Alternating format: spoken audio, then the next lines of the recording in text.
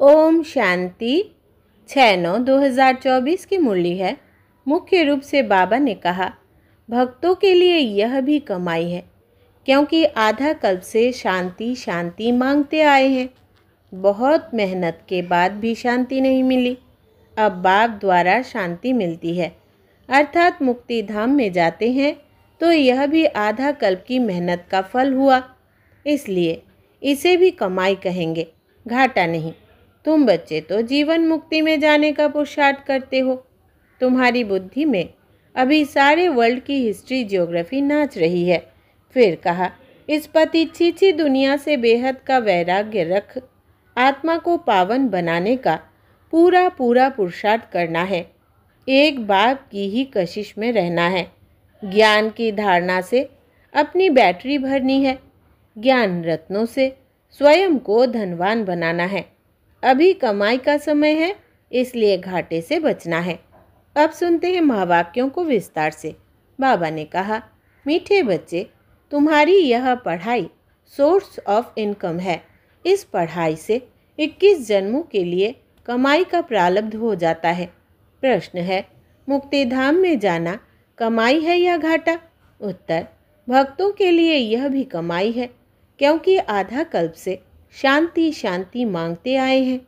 बहुत मेहनत के बाद भी शांति नहीं मिली। अब बाप द्वारा शांति मिलती है, अर्थात मुक्ति धाम में जाते हैं, तो यह भी आधा कल्प की मेहनत का फल हुआ। इसलिए इसे भी कमाई कहेंगे, घाटा नहीं। तुम बच्चे तो जीवन मुक्ति में जाने का पुरुषार्थ करते हो। तुम्हारी बुद्धि में अभी सारे वर्ल्ड की हिस्ट्री ज्योग्राफी नाच रही है। ओम शांति। मीठे मीठे रूहानी बच्चों को रूहानी बाप ने यह तो समझाया है कि रूह ही सब कुछ समझती है। इस समय तुम बच्चों को रूहानी दुनिया में बाप ले जाते हैं। इनको कहा जाता है रूहानी दैवी दुनिया। इसको कहा जाता है जिस्मानी दुनिया, मनुष्यों की दुनिया। बच्चे समझते हैं दैवी दुनिया थी, वो दैवी मनुष्यों की पवित्र दुनिया थी। अभी मनुष्य अपवित्र है, इसलिए उन देवताओं का गायन पूजन करते हैं। यह स्मृति है कि बरोबर पहले झाड़ में एक ही धर्म होगा। विराट रूप में झाड़ पर भी समझाना है। इस झाड़ का बीज रूप ऊपर में है। झाड़ का बीज है बाप। फिर जैसा बीज वैसा फल, अर्थात पत्ते निकलते हैं। यह भी वंडर है ना, कितनी छोटी चीज़ कितना फल देती है, कितना उनका रूप बदलता जाता है। इस मनुष्य सृष्टि रूपी झाड़ को कोई नहीं जानता। इसको कहा जाता है कल्प वृक्ष। इसका बस गीता में ही वर्णन है। सब जानते हैं गीता ही नंबर 1 धर्म का शास्त्र है। शास्त्र भी नंबरवार तो होते हैं ना। कैसे नंबरवार धर्मों की स्थापना होती है, यह भी सिर्फ तुम ही समझते हो, और कोई में भी यह ज्ञान होता नहीं। तुम्हारी बुद्धि में है पहले पहले किस धर्म का झाड़ होता है, फिर उनमें और धर्मों की वृद्धि कैसे होती है। इसको कहा जाता है विराट नाटक। बच्चों की बुद्धि में सारा झाड़ है। झाड़ की उत्पत्ति कैसे होती है, मुख्य बात है यह। देवी देवताओं का झाड़ अभी नहीं है और सब टाल टालियाँ खड़ी है। बाकी आदि सनातन देवी देवता धर्म का फाउंडेशन है नहीं। यह भी गायन है। एक आदि सनातन देवी देवता धर्म की स्थापना करते हैं, बाकी और सब धर्म विनाश हो जाते हैं। अभी तुम जानते हो कितना छोटा सा दैवी झाड़ होगा, फिर और सब इतने धर्म होंगे ही नहीं। झाड़ पहले छोटा होता है, फिर बड़ा होता जाता है। बढ़ते बढ़ते अभी कितना बड़ा हो गया है। अभी इनकी आयु पूरी होती है। इनसे बनन ट्री का मिसाल बहुत अच्छा समझाते हैं। यह भी गीता का ज्ञान है जो बाप तुम्हें सम्मुख बैठ सुनाते हैं, जिससे तुम राजाओं का राजा बनते हो। फिर भक्ति मार्ग में यह गीता शास्त्र आदि बनेंगे। यह अनादि ड्रामा बना हुआ है, फिर भी ऐसे ही होगा। फिर जो जो धर्म स्थापन होंगे उनका अपना शास्त्र होगा। सिख धर्म का अपना शास्त्र, क्रिश्चियन और बौद्धियों का अपना शास्त्र होगा। अभी तुम्हारी बुद्धि में सारे वर्ल्ड की हिस्ट्री ज्योग्राफी नाच रही है। बुद्धि ज्ञान डांस कर रही है। तुम सारे झाड़ को जान गए हो, कैसे कैसे धर्म आते हैं, कैसे वृद्धि को पाते हैं, फिर अपना एक धर्म स्थापन होता है, बाकी खलास हो जाता है। गाते हैं ना, ज्ञान सूर्य प्रगटा। अभी बिल्कुल अंधियारा है ना, कितने ढेर मनुष्य है, फिर यह इतने सब होंगे ही नहीं। इन लक्ष्मी नारायण के राज्य में यह थे नहीं, फिर एक धर्म स्थापन होना ही है। यह नॉलेज बाप ही आकर सुनाते हैं। तुम बच्चे कमाई के लिए कितनी नॉलेज आकर पढ़ते हो। बाप टीचर बनकर आते हैं तो आधा कल्प तुम्हारी कमाई का प्रारब्ध हो जाता है। तुम बहुत धनवान बन जाते हो। तुम जानते हो, अभी हम पढ़ रहे हैं, यह है अविनाशी ज्ञान रत्नों की पढ़ाई। भक्ति को अविनाशी ज्ञान रत्न नहीं कहेंगे। भक्ति में मनुष्य जो कुछ पढ़ते हैं उनसे घाटा ही होता है, रत्न नहीं बनते। ज्ञान रत्नों का सागर एक बाप को ही कहा जाता है, बाकी वो है भक्ति। उसमें कोई भी एम ऑब्जेक्ट है नहीं, कमाई है नहीं। कमाई के लिए तो स्कूल में पढ़ते हैं, फिर भक्ति करने के लिए गुरु के पास जाते हैं। कोई जवानी में गुरु करते हैं, कोई बुढ़ापे में गुरु करते हैं, कोई छोटेपन में ही संन्यास ले लेते हैं। कुंभ के मेले पर कितने ढेर आते हैं। सतयुग में तो यह कुछ भी नहीं होगा। तुम बच्चों की स्मृति में सब बातें आ गई है। रचता और रचना के आदि मध्य अंत को तुम जान गए हो। उन्होंने तो कल्प की आयु ही बड़ी कर दी है। ईश्वर सर्वव्यापी कह दिया है, ज्ञान का पता नहीं है। बाप आकर अज्ञान नींद से सुजाग करते हैं। अभी तुमको ज्ञान की धारणा होती जाती है, बैटरी बढ़ती जाती है। ज्ञान से है कमाई, भक्ति से है घाटा। टाइम पर जब घाटे का समय पूरा होता है तो फिर बाप कमाई कराने आते हैं। मुक्ति में जाना वो भी कमाई है। शांति तो सब मांगते रहते हैं। शांति देवा कहने से बुद्धि बाप तरफ चली जाती है। कहते हैं विश्व में शांति हो, परंतु वो कैसे होगी यह किसको भी पता नहीं है। शांति धाम सुख धाम अलग होते हैं, यह भी नहीं जानते हैं। जो पहला नंबर है उनको भी कुछ पता नहीं था। अभी तुमको सारी नॉलेज है। तुम जानते हो, हम इस कर्म क्षेत्र पर कर्म का पाठ बजाने आए हैं। कहाँ से आए हैं? ब्रह्मलोक से, निराकारी दुनिया से आए हैं, इसलिए साकारी दुनिया में पाठ बजाने। हम आत्मा दूसरी जगह की रहने वाली है। यहाँ 5 तत्वों का शरीर रहता है। शरीर है तब हम बोल सकते हैं, हम चैतन्य पाठधारी है। अभी तुम ऐसे नहीं कहेंगे कि इस ड्रामा के आदि मध्य अंत को हम नहीं जानते हैं। आगे नहीं जानते थे। अपने बाप को, अपने घर को, अपने रूप को यथार्थ रीति नहीं जानते थे।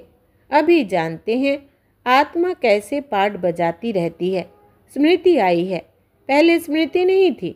तुम जानते हो, सच्चा बाप ही सच सुनाते हैं, जिससे हम सचखंड के मालिक बन जाते हैं। सच के ऊपर भी सुखमणि में है। सत कहा जाता है सचखंड को। देवताएं सब सच बोलने वाले होते हैं। सच सिखलाने वाला है बाप। उनकी महिमा देखो कितनी है। गाई हुई महिमा तुमको काम में आती है। शिव बाबा की महिमा करते हैं। बड़ी झाड़ के आदि मध्य अंत को जानते हैं। सच बाप सुनाते हैं तो तुम बच्चे सच्चे बन जाते हो। सचखंड भी बन जाता है। भारत सचखंड था। नंबर 1 ऊंच से ऊंच तीर्थ भी यह है, क्योंकि सर्व की सद्गति करने वाला बाप भारत में ही आते हैं। एक धर्म की स्थापना होती है, बाकी सबका विनाश हो जाता है। बाप ने समझाया है, सूक्ष्म वतन में कुछ है नहीं, यह सब साक्षात्कार होते हैं। भक्ति मार्ग में भी साक्षात्कार होता है। साक्षात्कार नहीं होता तो इतने मंदिर आदि कैसे बनते? पूजा क्यों होती? साक्षात्कार करते हैं, फील करते हैं, यह चैतन्य थे। बाप समझाते हैं, भक्ति मार्ग में जो कुछ मंदिर आदि बनते हैं, जो तुमने सुना देखा है, वो सब रिपीट होगा। चक्र फिरता ही रहता है। ज्ञान और भक्ति का खेल बना हुआ है। हमेशा कहते हैं ज्ञान, भक्ति, वैराग्य, परंतु डिटेल कुछ नहीं जानते। बाप बैठ समझाते हैं, ज्ञान है दिन, भक्ति है रात, वैराग्य है रात का, फिर दिन होता है। भक्ति में है दुख, इसलिए उसका वैराग्य। सुख का तो वैराग्य नहीं कहेंगे। संन्यास आदि भी दुख के कारण लेते हैं। समझते हैं पवित्रता में सुख है, इसलिए स्त्री को त्याग चले जाते हैं। आजकल तो धनवान भी बन गए हैं, क्योंकि संपत्ति बगैर तो सुख मिल ना सके। माया वार कर जंगल से फिर शहर में ले आती है। विवेकानंद और रामकृष्ण भी दो बड़े सन्यासी होकर गए हैं। सन्यास की ताकत रामकृष्ण में, बाकी भक्ति का समझाना करना वो विवेकानंद का था। दोनों की पुस्तकें हैं। पुस्तक जब लिखते हैं तो एकाग्र चित्त हो बैठ लिखते हैं। रामकृष्ण जब अपनी बायोग्राफी बैठ लिखते थे तो शिष्यों को भी कहा, तुम जाकर दूर बैठो। था बहुत तीखा, कड़ा सन्यासी, नाम भी बहुत है। बाप ऐसे नहीं कहते कि स्त्री को माँ कहो। बाप तो कहते हैं उनको भी आत्मा समझो। आत्माएं तो सब भाई भाई है। सन्यासियों की बात अलग है। उसने स्त्री को माँ समझा। माँ की बैठ बढ़ाई की है। यह ज्ञान का रास्ता है। वैराग्य की बात अलग है। वैराग्य में आकर स्त्री को माँ समझा। माता अक्षर में क्रिमिनल आई नहीं होगी। बहन में भी क्रिमिनल दृष्टि जा सकती है। माता में कभी खराब ख्याल नहीं जाएंगे। बाप की बच्ची में भी क्रिमिनल दृष्टि जा सकती है, माँ में कभी नहीं जाएगी। सन्यासी स्त्री को माँ समझने लगा। उनके लिए ऐसे नहीं कहेंगे कि दुनिया कैसे चलेगी, पैदाइश कैसे होगी। वो तो एक को वैराग्य आया, माँ कह दिया। उनकी महिमा देखो कितनी है। यहाँ बहन भाई कहने से भी बहुतों की दृष्टि जाती है। इसलिए बाबा कहते हैं भाई भाई समझो। यह है ज्ञान की बात, वो है एक की बात। यहाँ तो प्रजापिता ब्रह्मा की संतान ढेर भाई बहन है ना। बाप बैठ सब बातें समझाते हैं। यह भी तो शास्त्र आदि पढ़ा हुआ है। वो धर्म ही अलग है, निवृत्ति मार्ग का, सिर्फ पुरुषों के लिए है। वो है हद का वैराग्य। तुमको तो सारी बेहद की दुनिया से वैराग्य है। संगम पर ही बाप आकर तुम्हें बेहद की बातें समझाते हैं। अभी इस पुरानी दुनिया से वैराग्य करना है। यह बहुत पतित छी दुनिया है। यहाँ शरीर पावन हो न सके। आत्मा को नया शरीर सतयुग में ही मिल सकता है। भले यहाँ आत्मा पवित्र बनती है, परंतु शरीर फिर भी अपवित्र रहता है जब तक कर्मातीत अवस्था हो। सोने में खाद पड़ती है तो जेवर भी खाद वाला बनता है। खाद निकल जाए तो जेवर भी सच्चा बनेगा। इन लक्ष्मी नारायण की आत्मा और शरीर दोनों सतो प्रधान है। तुम्हारी आत्मा और शरीर दोनों ही तमो प्रधान काले हैं। आत्मा काम चिता पर बैठ काली बन गई है। बाप कहते हैं फिर हम आकर सावरे से गोरा बनाते हैं। यह ज्ञान की सारी बातें हैं, बाकी पानी आदि की बात नहीं। सब काम चिता पर बैठ पतित बन पड़े हैं, इसलिए राखी बंधवाई जाती है कि पावन बनने की प्रतिज्ञा करें। बाप कहते हैं हम आत्माओं से बात करते हैं। मैं आत्माओं का बाप हूँ, जिसको तुम याद करते आए हो। बाबा आओ, हमको सुखधाम में ले चलो। दुख हरो। कलयुग में होते हैं अपार दुख। बाप समझाते हैं तुम काम चिता पर बैठ काले तमो प्रधान हो गए हो। अब मैं आया हूँ काम चिता से उतार ज्ञान चिता पर बिठाने के लिए। अब पवित्र बन स्वर्ग में चलना है। बाप को याद करना है। बाप कशिश करते हैं। बाबा के पास युगल आते हैं। एक को कशिश होती है, दूसरे को नहीं होती। पुरुष ने फट से कह दिया, हम इस अंतिम जन्म में पवित्र रहेंगे, काम चिता पर नहीं चढ़ेंगे। ऐसे नहीं कि निश्चय हो गया। निश्चय अगर होता तो बेहद बाप को पत्र लिखते, कनेक्शन में रहते। सुना है पवित्र रहते हैं, अपने धंधे आदि में ही मस्त रहते हैं, बाप की याद ही कहाँ है। ऐसे बाप को तो बहुत याद करना चाहिए। स्त्री पुरुष का आपस में कितना प्यार होता है, पति को कितना याद करती है। बेहद के बाप को तो सबसे जास्ती याद करना चाहिए। गायन भी है ना, प्यार करो चाहे ठुकराओ, हम हाथ कभी नहीं छोड़ेंगे। ऐसे नहीं यहाँ आकर रहना है, वो तो फिर सन्यास हो गया। घर बार छोड़ यहाँ आकर रहे। तुमको तो कहा जाता है गृहस्थ व्यवहार में रहते पवित्र बनो। यह पहले तो भट्टी बननी थी, जिससे इतने तैयार हो निकले। उनका भी बहुत अच्छा वृत्तांत है। जो बाप का बनकर अंदर अर्थात यज्ञ में रह करके रूहानी सर्विस नहीं करते, वो जाकर दास दासिया बनते हैं। फिर पिछाड़ी में नंबरवार पुरुषार्थ अनुसार ताज मिल जाता है।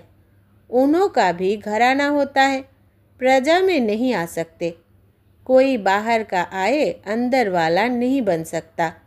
बल्लभाचारी बाहर वालों को कभी अंदर आने नहीं देते हैं। यह सब समझने की बातें हैं।